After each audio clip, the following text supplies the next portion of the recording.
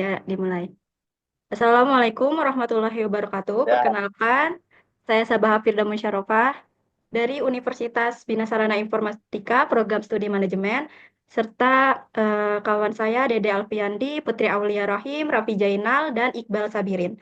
Sehubungan dengan tugas tersebut, saya bermaksud melakukan wawancara untuk memperoleh informasi mengenai manajemen sumber daya manusia di lingkungan kepolisian, khususnya yang berkaitan dengan struktur jabatan, proses rekrutmen, sistem promosi, kompensasi, hingga pensiun. Saya sangat menghargai Bapak untuk mengeluangkan waktunya dan memberikan informasi yang dibutuhkan. Wawancara ini murni untuk kepentingan akademis dan tidak akan digunakan untuk keperluan lain. Baik, langsung saja ya Pak untuk ke pertanyaannya.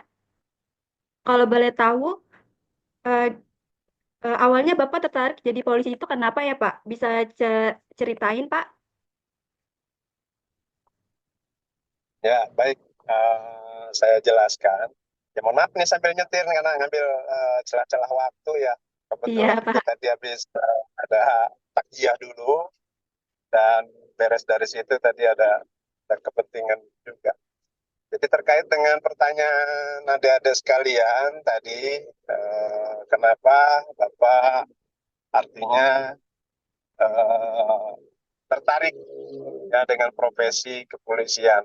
Memang pada dasarnya semua profesi itu sama ya, karena memang memiliki maksud dan tujuan yang sama semuanya, hanya memang berbeda pola maupun cara-cara kerjanya saja yang berbeda.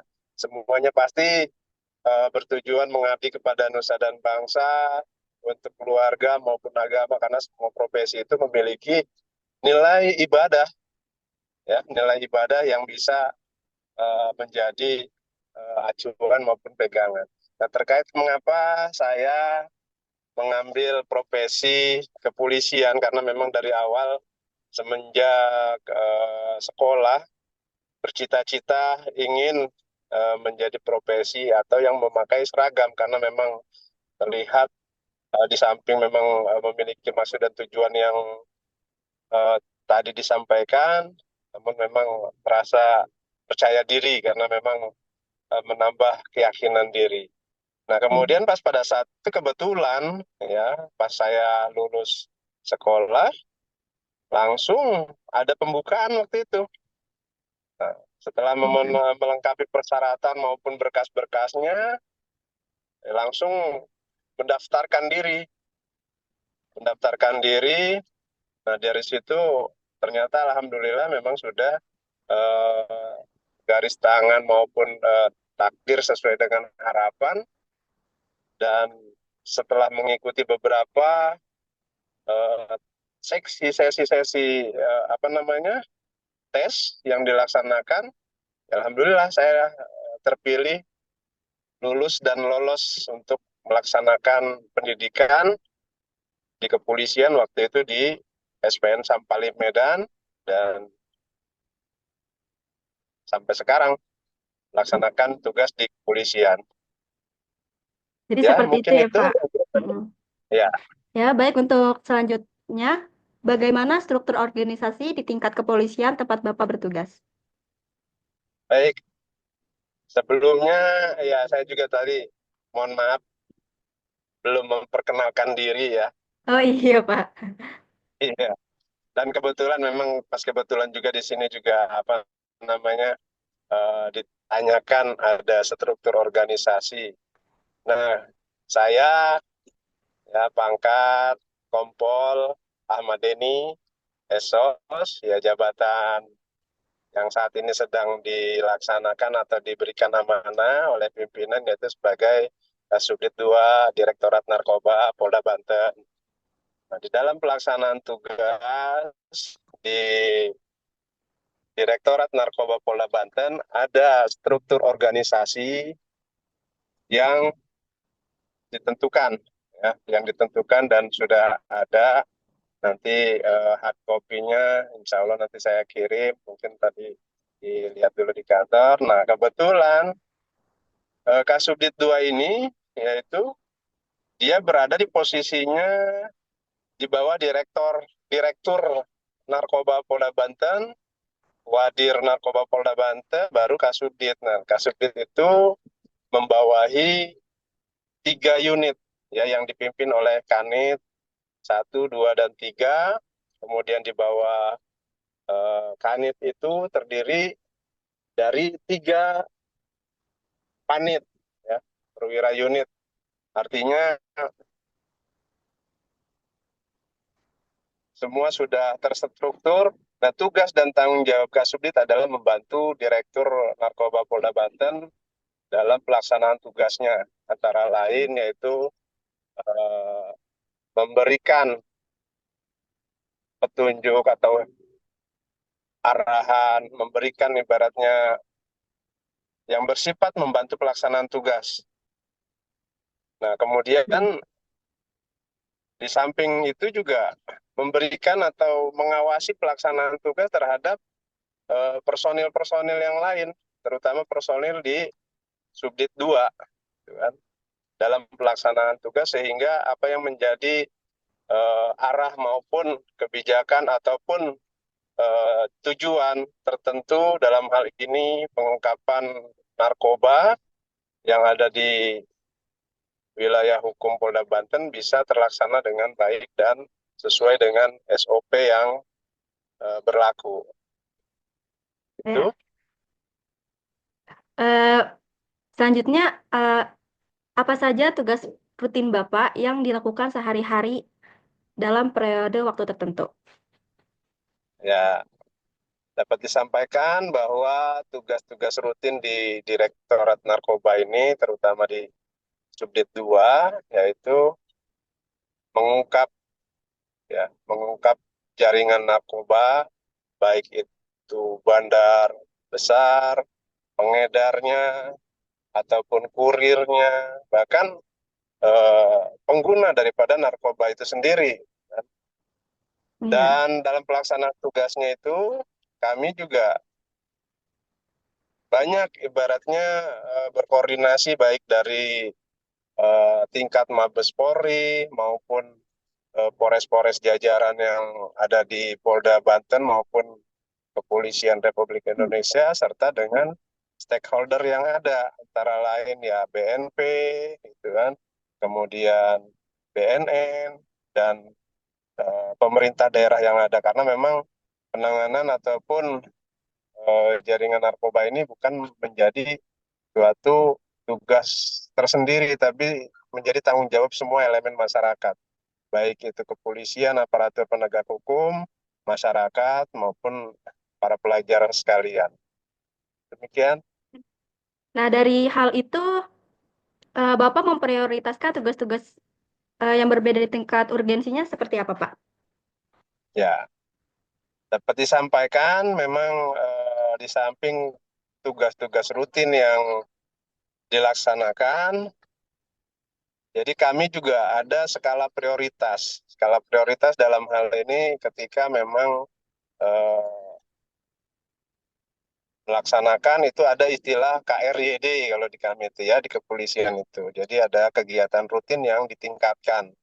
Artinya kegiatan rutin tetap berjalan, di samping itu sendiri ada kegiatan-kegiatan yang memang rutinitas yang lebih ditingkatkan lagi untuk mencapai tujuan ataupun skala prioritas itu sendiri. Ya.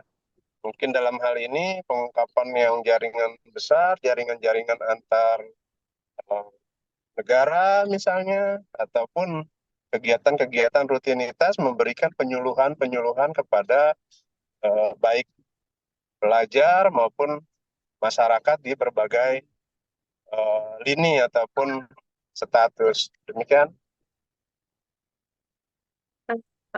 Bagaimana proses rekrutmen dan seleksi apa saja yang dilakukan pada calon anggota di Kapolda Banten? Kalau boleh tahu seperti apa, Pak? Ya, baik. Rekrutmen anggota kepolisian Republik Indonesia, khususnya di Polda Banten tersendiri, itu pada intinya sama dengan seluruh wilayah yang lain, daerah-daerah yang lain, karena memang kepolisian daerah Banten ini juga berada di bawah Mabes Polri, ya. Jadi semuanya sudah terlaksana dan tertuang, di antara lain salah satu contoh persyaratan umumnya dia warga negara Indonesia, kemudian lulus sekolah menengah tingkat atas, kemudian juga tidak terkait dengan ataupun tidak pernah berhubungan dengan tindak pidana, dan orangnya memang ulet, gigih, serta lulus daripada beberapa tes-tes yang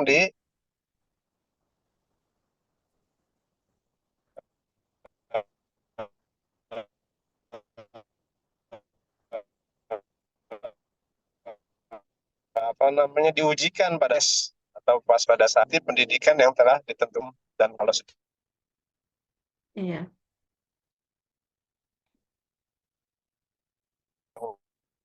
khusus dengan pelatihan tersendiri ketika setelah menjadi anggota Polri,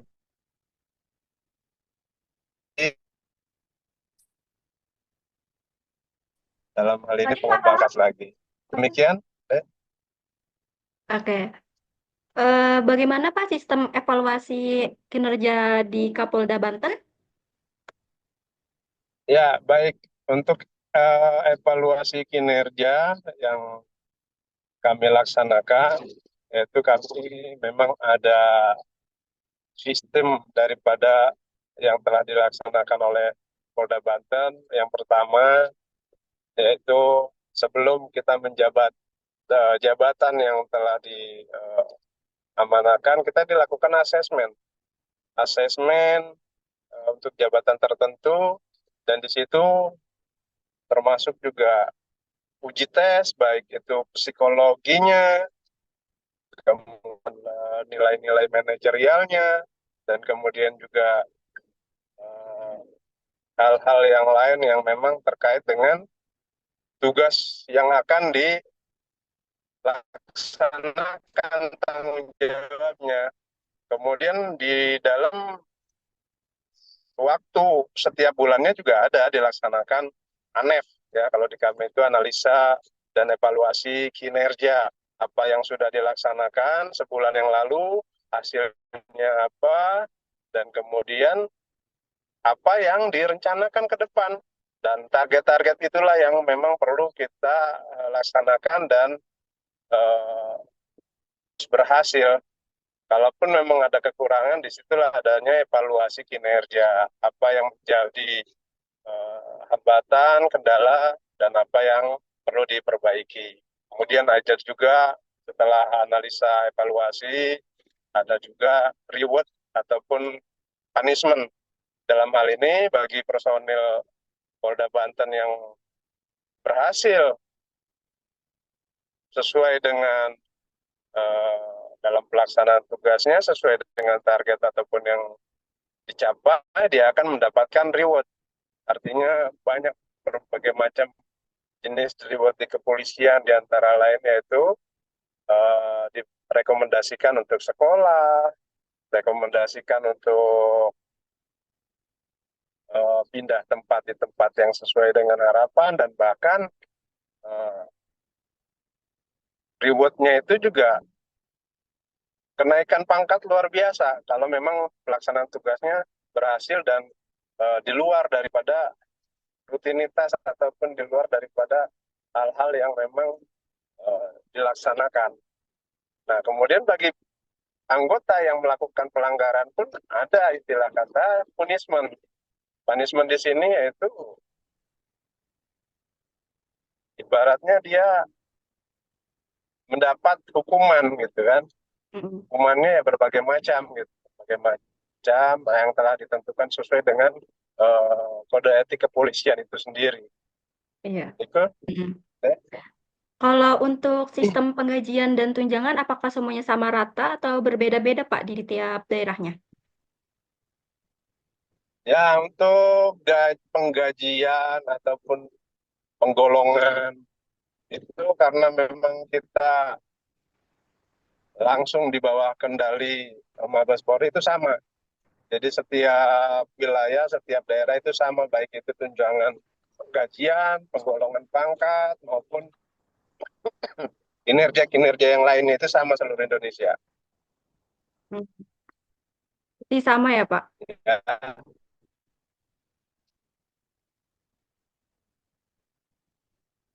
ya ada lagi?